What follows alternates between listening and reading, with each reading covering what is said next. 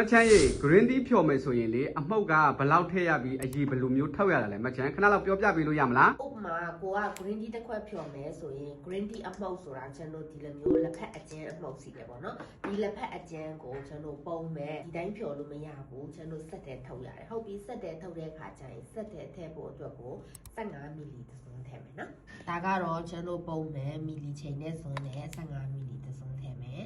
ထည့်ပြီးတော့ရင်ကျွန်တော်အေးတစ်ခွက်ဖြော်တဲ့ခါကျရင်သူ့ရဲ့လက်ဖက်အရည်ဘယ်လောက်မီလီထုတ်ရလဲဆိုတာတွက်ကြည့်ကြမယ်လား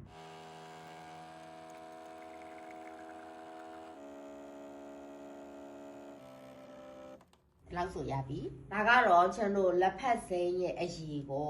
85မီလီထုတ်တယ်85မီလီကိုကျွန်တော်ဘယ်လိုဖက်တွေနဲ့ဖြော်လို့ရလဲဆိုရင်900မီလီစိုက်နဲ့ဖြော်လို့ရတယ်ဒါကကျွန်တော်သုံးနေတဲ့900မီလီစိုက်ပေါ့နော်အဲ့တော့လက်ဖက်စိမ်းကဆက်နဲ့ထုတ်တာနဲ့ဒီတိုင်းထုတ်တာနဲ့မတူဘူးဆက်နဲ့ထုတ်တာကအရည်ပြပြနဲ့ရတာဖြစ်တဲ့အတွက်ကြောင့်မလို့ကျွန်တော်85မီလီပြပြလေးထုတ်ပြီးတယ်တကယ်လို့ဒီတိုင်းထုတ်ရင်တော့ထုတ်နည်းတစ်မျိုးပြောင်းသွားမယ်အဲ့တော့ဒီတိုင်းထုတ်တဲ့နည်းသိချင်တယ်ဆို comment မှာရေးခဲ့ပေးဒါကတော့ဆက်နဲ့တစ်ခွက်စာမီလီထုတ်နည်းလေးကိုချန်ပြောပြလိုက်တယ်အဲ့တော့အေးပိုင်းတွေကိုစိတ်ဝင်စားတဲ့သူတွေကတော့ဒီဗီဒီယိုကို like and share လုပ်ပါတကယ်လို့ online class ကနေသင်ယူချင်တယ်ဆိုရင်ရောအပြင်ပြမလာနိုင်တဲ့သူတွေအတွက်ဆိုဖြိုးလေး business တန်တော့တက်လို့ရသေးတယ်စာအုပ်လက်ဆောင်ပေးနေတဲ့ပုံမှန်တင်နေချင်း2,900ကိုဒီဗီဒီယိုကနေ2,000ခွဲနဲ့ရှားတဲ့အပြင်စာအုပ်တော့လက်ဆောင်ရပါမယ်အားလုံးကိုချစ်စုပါ